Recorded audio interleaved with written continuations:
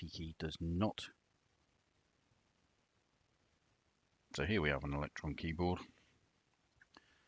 It's got a sticky P key. The P key does not work correctly. It registers once every 10 times or so, or if you push it down really hard. Oh, there's my pencil. I'm getting ready to mark the key on the back so I know which one to desolder, so I don't desolder the wrong one.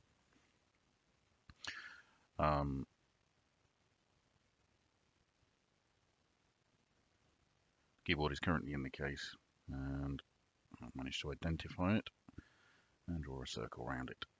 Yep, just double check, make sure that's the one.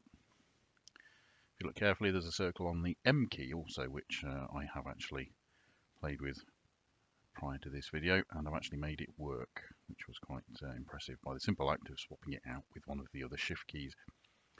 Here's the solder that I'm going to use. I'm going to add some solder to the contacts just to make sure that I can get the solder out easily. That solder's very, very old, provided by my awesome dad. So soldering on to the rescue, here we go. Add some extra solder on there. Fortunately, because this is so old, the solder is already leaded, so I'm just adding some extra just to give it a bit more thermal mass. Here we go, lots of lovely lead-filled smoke.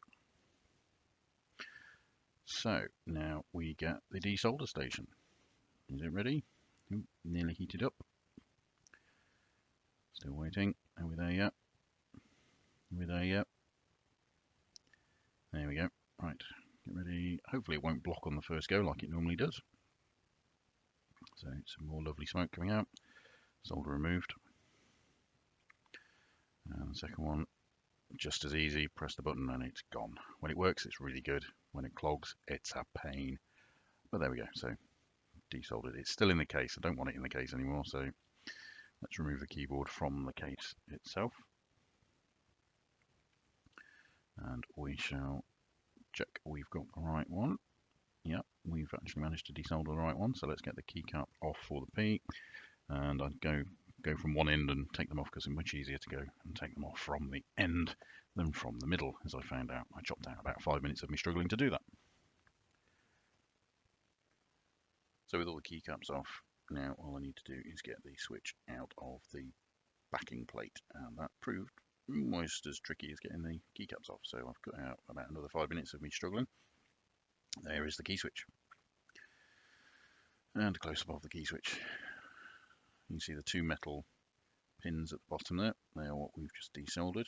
Now these do look very similar to a BBC Micro key switch, but they are not the same. The pins are actually in a different location on the BBC Micro one. So these are the same switches though on BBC Masters. And I was horrified to learn that people strip BBC Master keyboards to replace keycaps on Electrons. Why? Right, so now to get the key switch apart, first thing we need to do is get these pins out. Now they don't pull, they actually screw out, and I did struggle a little bit here because they're quite stiff, quite slippery. I needed to apply quite a lot of pressure with my pliers there to actually get a grip on the pins, and you'll see straight away when I actually do succeed. Obviously, looking at it, wondering if I'm doing something wrong, but I'm not, as you'll find out in just a second. They do go, and when they go, you know you've got it, because it will just come out very, very quickly. So, there we go, nice big grip, there we go, it's got it, it's coming out, and there's quite a coarse thread on the end of the pen, as you'll see in a second. There we go, that's number one. And just repeat the same on number two. And this time, obviously, trying to grip it a lot harder and get it to release. There we go. You can see straight away it's coming out. Okay. So at this point, you think, wow, well, all I need to do is unclip those clips on the side, and we're in. Not quite. So you can see here, I start to push the clips away. Now, normally, if you try and take these things apart, those things will break off. So I was trying to be very careful not to break them off this time. Just adjust the camera. I must apologise for the lighting and the camera work on this video. It's the first one I've done. It's a very primitive setup. I've got a camera that's keeps trying to focus on things. I couldn't figure out how to lock the focus, which was very frustrating. So yeah, it's not the best camera in the world. And the light is actually from my LGBO microscope. So there's me trying to figure out if I've missed something when it comes to getting the thing apart. Now, I'm not 100% sure, but I do think that they're actually glued in some way, as well as the clips. So you do actually need to get something in between the black case and the white plastic base and try and gently lever them apart, which you'll see me doing in a second. There's me pushing it and thinking, come on, go out, which it steadfastly refuses to do. So trying to get the screwdriver in there, but it's far too thick. There's virtually no gap there, so reach for the knife and try and prise them apart. This is what makes me think that these are actually glued together. I was tempted there just to break those clips off. They don't need to be on there when you actually get the thing together and solder it back into place. It will actually hold quite well without those clips, but obviously try and keep it all together. So there we go, a bit more bending and stretching with the knife there. It's not the most interesting of videos I've ever made, I have to say. I do tend to faff a lot trying to get this thing open. They're actually far more difficult to get open than you would expect. They look quite simple, but they are just very, very well sealed. Try and keep things in shot. At this point, I actually snap the end of the knife off into, yep, I did, into the plastic. So, right, back with the screwdriver. Now I've got a little bit of a slightly bigger gap to get it into. Still not quite there, but no, we've got it now. Got it now. So, once we have those clips open, it should pop apart. Trying to be gentle because I know there is a spring in here. Get that one open as well, and there we go. Finally got it open. Okay, now spring. Obviously, you do not want to lose the spring. They are quite small and surprisingly springy. So I think at this point you will see me pick it up, try and put it back on the post on the white base plate there, just so I don't lose it. I seem to be taking an awful long time to find my tweezers. There we go. What you can't see, of course, is the fact that my work area looks like a bomb has gone off in it. Yep, there we go. Springy spring has sprung away. This takes far longer than it should do, really. There we go. Right, now, the main event. What's inside?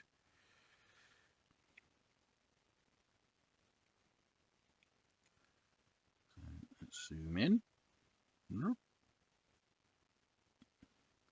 So inside you can see there's the plastic plunger, and then there appear to be 2 metal plates, but in actual fact there are 3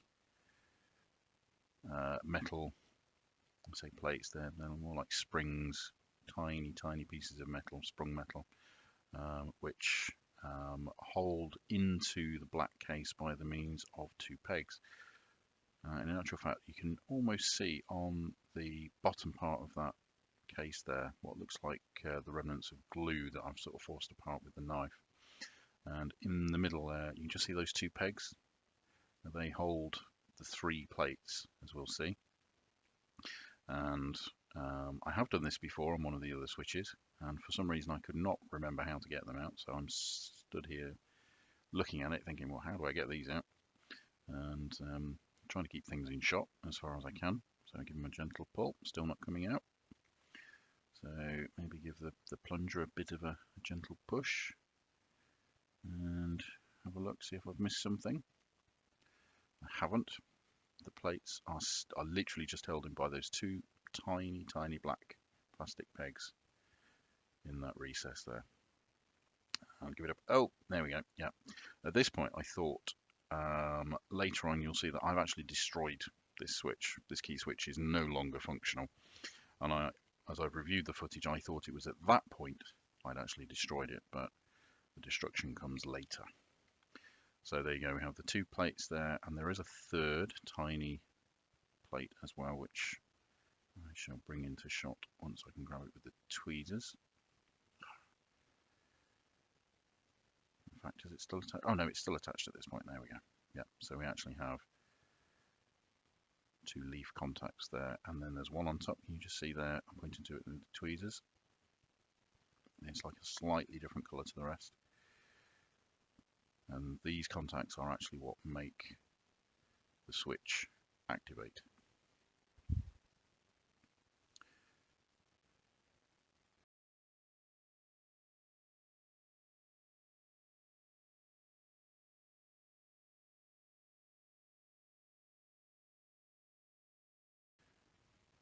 Okay, so yep, looking at these, there's actually two springs, spring clips, spring metal bits of springy metal together there,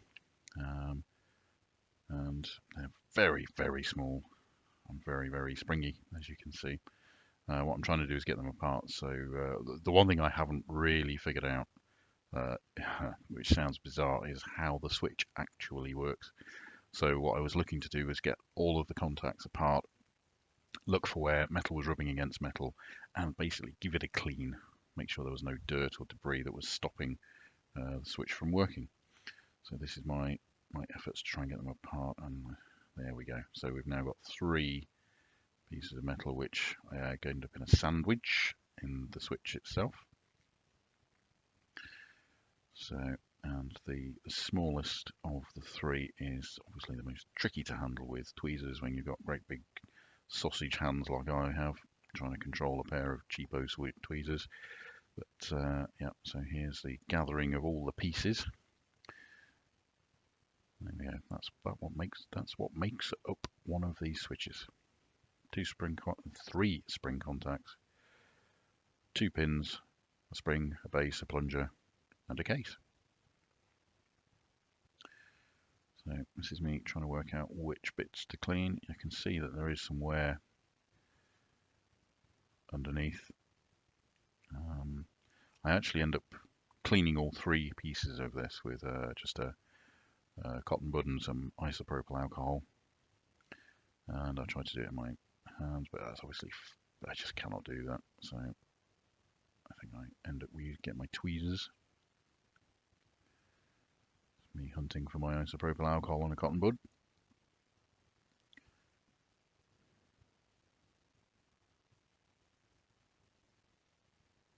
There we go.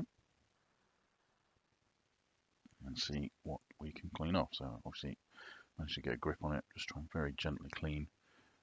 Because the switch was actually partially working, it seemed to me to make sense that the easiest thing to do is just to try and give a gentle wipe to everything, just to see if that would be sufficient to make the switch work.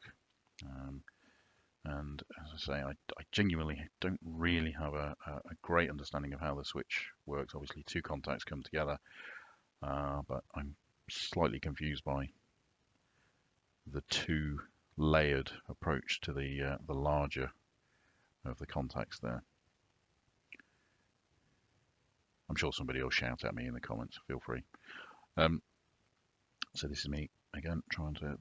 Just shot that off the edge there. Let's get the next one done. Feel free to fast forward a bit. I basically just do the same on the other two. So yeah, there we go. Get the cotton bud. And you can see I'm looking for where the wear is on the side there. They fit together quite nicely. Did I actually clean that? It's irrelevant anyway. I destroyed the switch. We'll come to that in a minute. And on the smallest part there, it was the slightly more gold coloured bit I was trying to clean, because that seemed to have the wear on it. And it's actually, I don't know why I cleaned the top. It's clearly the bottom that needed to be cleaned. But There we go. Well done. You obviously heard myself saying that. There we go.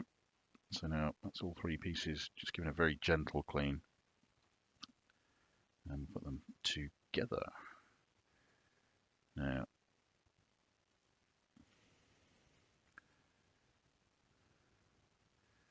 these are quite tricky to get together. They're more tricky than you would expect.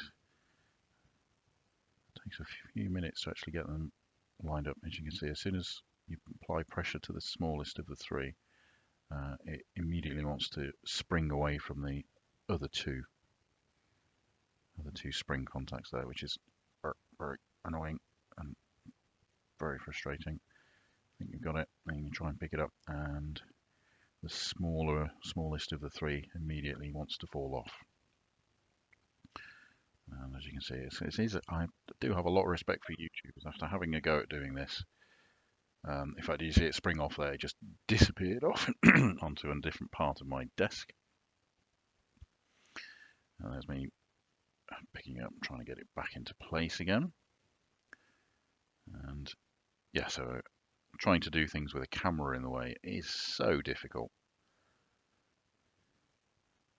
There we go, managed to sort of get it in, and then struggle to get it to sit properly inside the case there. So got it in, just push it in, it looks okay. And actually having a look in, everything looks perfectly fine there. We've got the plunger is in, plunger's in the right place. So you give it a gentle push, you can see that all the contacts come together. They are lined up and actually pushed onto those tiny little pegs inside the switch. And all that should need to do is put the base on. So let's get the base and the spring and see if we can get this thing back together. Yeah, I'm convinced that absolutely that is glued at that one side, and that's why they're difficult to get those bits apart. So here comes my downfall.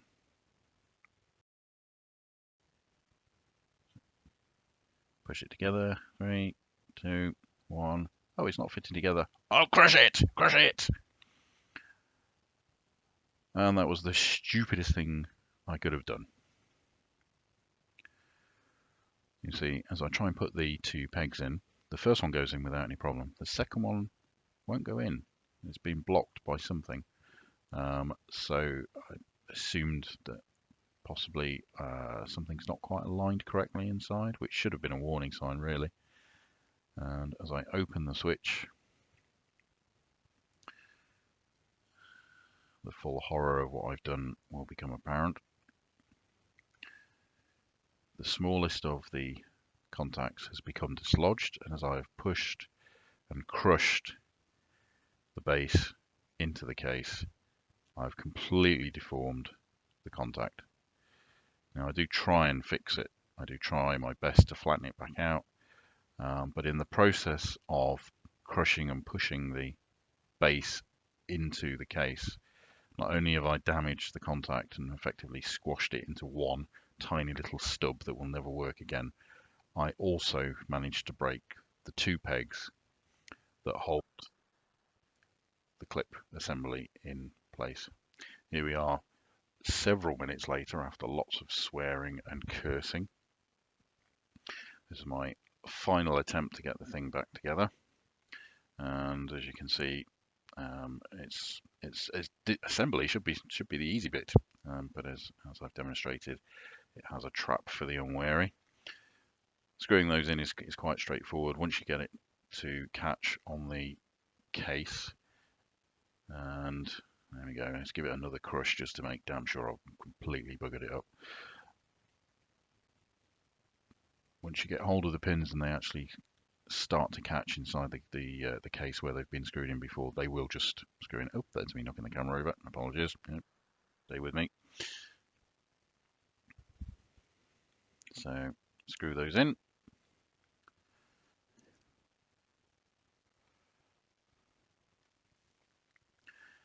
And so it seems to take lots and lots of turns. That's just because I couldn't get the pin to catch at the end where the screw thread is. Eventually it does catch and it does go in. And on the face of it, the switch looks fine. But it is not. It is broken. At this point I did have a vague hope that it wasn't, so let's get the multimeter out, just do a bit of continuity testing. And you'll see on my multimeter the green lights will light up if there is a contact. So the switch is already indicating that there's a contact made inside, even though the plunger is not pressed. So I've properly broken it. You can see a vague effort of pushing the button a few times to see if it will loosen, but no. It is dead. It is an X key switch. So to summarize, you can get the key switches apart. You can clean the contacts, but you must be so careful putting them back together. Otherwise, you will destroy the very fragile switch mechanism inside. It's literally 3 small pieces of spring metal. And if they are not correctly lined up, if they're not correctly on the pegs inside, if they're not correctly behind the plunger, when you try and put the base in, then you could destroy the whole switch.